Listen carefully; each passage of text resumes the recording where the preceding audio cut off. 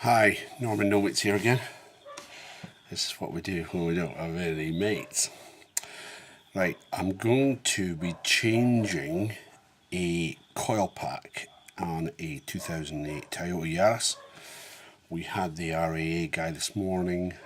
He diagnosed with the diagnostic checker that it was the coil pack.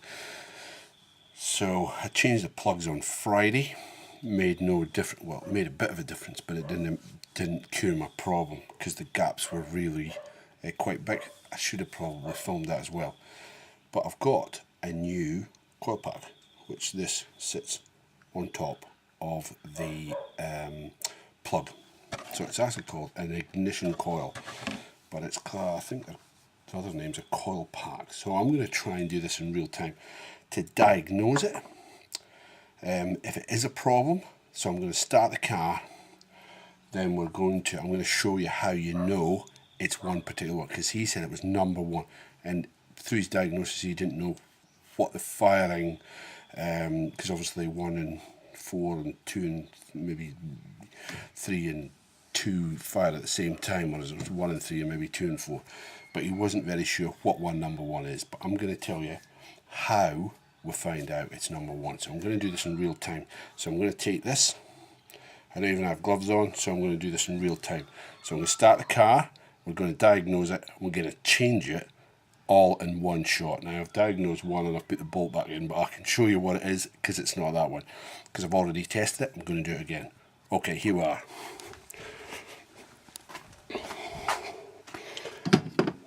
Here is the Yaris. Okay, and the coil packs sit in there. So that's the coil pack there, connected to the plug. The plug's down that hole.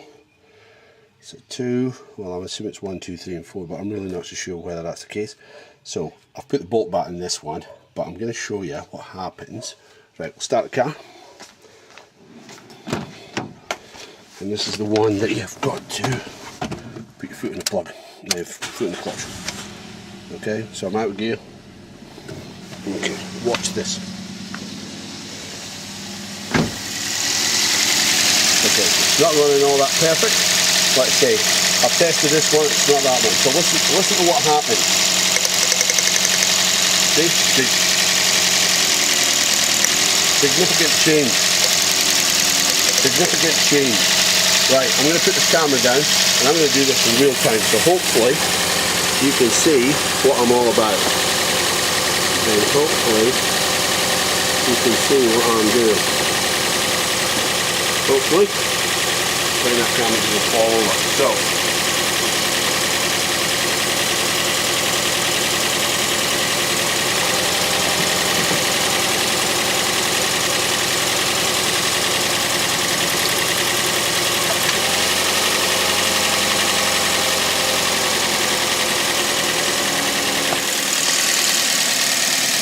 So it'll settle down to a nice engine sort of noise.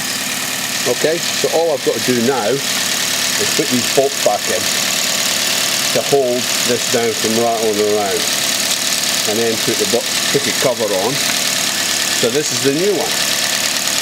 So like I say, what you'd have to do is watch that you don't get a 12-volt short off these. That's the only thing you'd have to do. I did that in real time.